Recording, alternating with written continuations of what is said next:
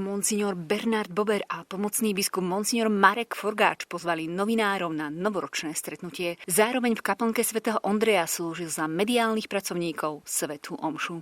Som chcel priblížiť, že tá komunikácia, ktorá je veľmi dôležitá, má obrovský dosah na život jednotlivca i spoločnosti, že tá práca sa musia toto slovo dobre používať, lebo slovo je mocné a slovo dokonca sa vterilo v Ježišovi Kristovi, to je to Božie slovo, ktoré má moc urobiť všetko, ako by sme mohli povedať zázračne, ale aj to ľudské slovo má moc.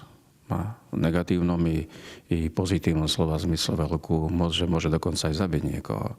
Pápež František v minuloročnom posolstve pri 400-ročnom výročí kresťanských žurnalistov zdôraznil, že práve ich patrón svätý František Saleský hovoril, aby komunikovali hlavne srdcom. To je veľmi dôležitá vec, pretože ak naozaj človek nielen rozumom, fiškálsky, politicky alebo špekulatívne vsádza písmienka do mobilu alebo do počítačov, ale aj to, že zasahuje to ľudí, tak treba rozmýšľať stále tak, aby sme nikdy to nerobili militantne. Arcibiskup vyzval novinárov, aby šírili v tomto roku kultúru pokoja, spolupracovali na vzájomnom dialógu a nerobili útočnú komunikáciu. Chcem vyprosiť Božie požehnanie, aby svoju prácu a radi robili, dobre robili a aby